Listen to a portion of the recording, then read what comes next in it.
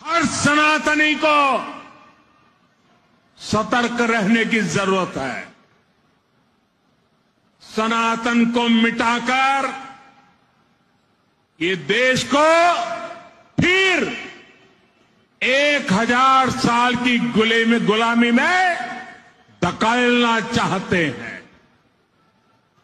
लेकिन हमें मिलकर ऐसी ताकतों को रोकना है।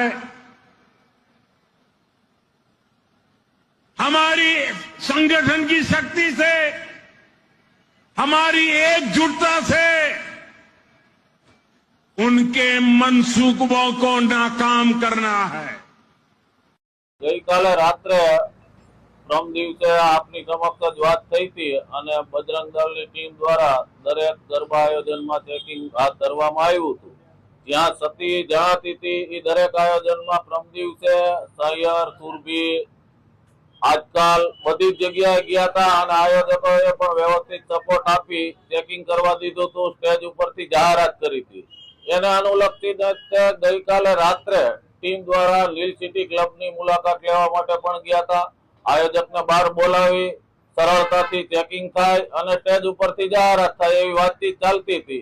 एमां ख्याल नहीं आयोजको कदाच पीधेली हालतमां होय अने आप पण बधाए क्लिप जोई छे मीडियाना माध्यमथी के एनुं जे वाणी वर्तन अभद्र रीते थयुं हतुं, कार्यकर्ताओ साथे गाળી गलोच करी थी, तो ई बाबते पोलीसे मध्यस्थी थई અને એવું કીધું કે ભાઈ 5-10 લોકો અંદર આવો, બધું આવીને ચાલુ કાર્યક્રમ ડિસ્ટર્બ ન થાય। તો અમે કોઈ કાર્યક્રમ ડિસ્ટર્બ કરવા માટે નહોતા ગયા। જનજાગૃતિનો કાર્યક્રમ હતો અને જાગૃતિ માટે જ ગયા હતા, પણ એને જે અભિમાનની ભાષામાંથી કાર્યકર્તાઓ સાથે ગાલી ગલોચ કરી 150 લોકો વિધર્મી હું મોકલીશ ને એની સામે લડવા માટે તમે તૈયાર છો એવા શબ્દ પ્રયોગો કર્યા, જે આપ સૌ ક્લિપમાં જોઈ શકો છો। तो इंद्रनील ने हूँ कहवा मांगू छू कि आप पण हिंदू छो, हिंदू ने क्या कदाच जन्म लीधो हशे एवुं अमे आ क्लिप उपरथी मानीए छीए। तो आप ज्यारे पण बोलावो, 150 नहीं 1500 लोकोने बोलावो, अमे लड़वा माटे तैयार छीए। स्थळ आपनुं, समय आपनो, आप कहेशो त्यारे अमे आवशुं अने आप धर्म अने संस्कृतिनी व्याख्या समजावो छो। तो पहेला आप धर्म अने संस्कृति विषे जाणो। आप कहो छो कि नवरात्रि आराधनानुं पर्व छे અને આપ ત્યાં લોકોને આરાધના કરવા બોલાવો છો, તો આરાધનાની વ્યાખ્યા શું થાય એ આપ ક્યાં કુળમાં જન્મ્યા છો એ આપણે વિચારી ધર્મશાસ્ત્ર પઢી અને જોવું જોઈએ। આરાધના કરવા માટે ક્યાંય ડિસ્કો કરવાની કે દાંડિયા લેવાની કે ડીજે વગાડવાની જરૂરિયાત નથી હોતી।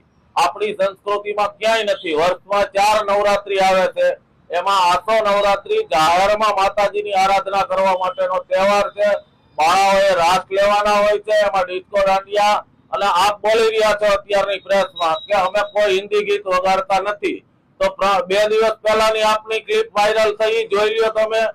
ગયા વર્ષે પણ આપણે શકીરાના ગીત ઉપર લીલ સિટી ક્લબે દાંડિયા રાસ લેવડાવ્યા હતા, અમે પોલીસ ફરિયાદ કરી હતી, આપણે જાહેરમાં મીડિયા સામે માફી માંગી હતી।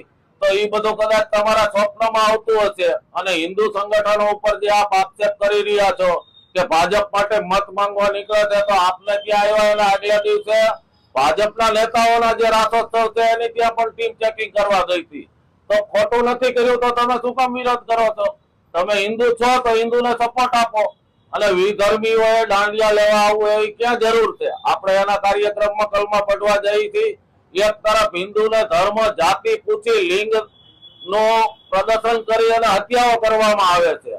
અને લઈ વાત લવ જેહાદની કે આ વિશ્વ હિન્દુ પરિષદના અન્ય સંગઠનો લવ જેહાદના નામે હોબાળો મચાવે છે। તો લવ જેહાદનો શબ્દ કોંગ્રેસની સરકાર વખતે 2009માં કેરળ હાઈકોર્ટે પ્રચલિત કરેલો છે, નહીં કે કોઈ હિન્દુ સંગઠનોએ।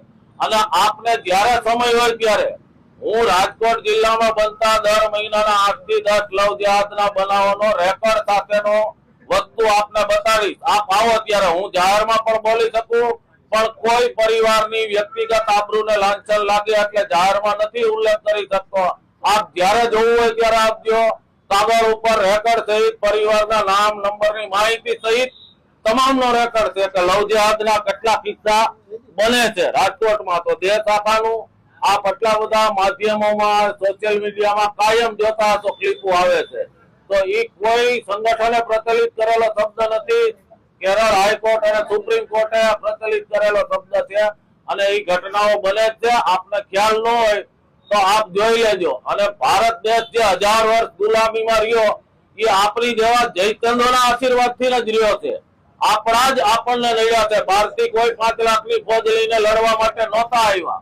તો આપ જે કુળમાં જન્મ છો એની આરાધનાનું આપ જાણી લ્યો, શાસ્ત્ર શીખી લ્યો અને જ્યારે આપ કયો ત્યારે વિધર્મીઓ તમે રાખ્યા હોય લડવા માટે અમારી સામે, તો આપ ટાઈમ આપો, અમે આવીને ગમે ત્યારે તૈયાર થઈ લડવા માટે.